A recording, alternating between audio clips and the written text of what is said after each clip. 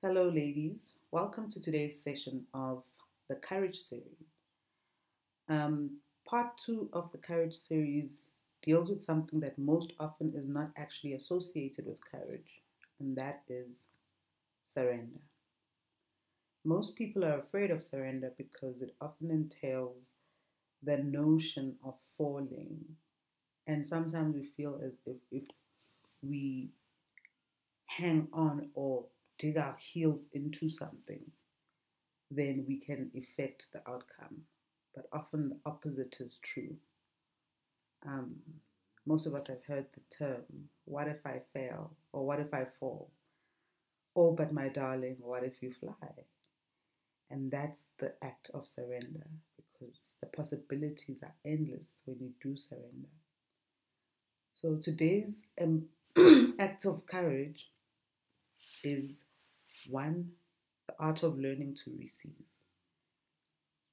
One of the most important things in a modern society is to actually learn to receive, because now we've glorified giving to such an extent that taking is seen as a chore or being a burden. But in actual fact, when you learn to receive, you're surrendering to the feminine energy. It flows, it is unpredictable, and it's creative. So a lot of our creative energy lies in embracing our feminine energy, and that is sometimes just saying, I won't go with a strict rule or plan, but I'm just going to surrender to the feeling, to the moment. It's a very empowering skill once you get to master it. And then today's empowering idea is, in fact, that the act of brave surrender. And this idea came at the thought of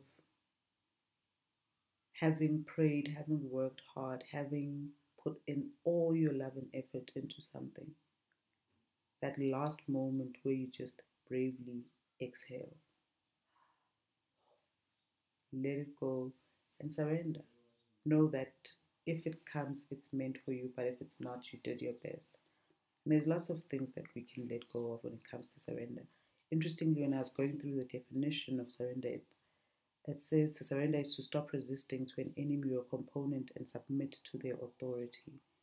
Now, the fear of surrender comes from that because you feel like you'll be overwhelmed. But when you're being ruled by your fears, you've actually surrendered to them and you've deemed them more powerful. So when you surrender to things that actually do have power, the notion of God or the divine, um, to love, to your dreams, to magic, all of that is the kind of surrender that empowers you. And the most empowering of all, the most courageous act is to surrender to your inner champion. A friend of mine, Joy Mugami, has a term, badass joy, which she refers to herself as her future self. And when things are happening, she asks, what would badass joy do?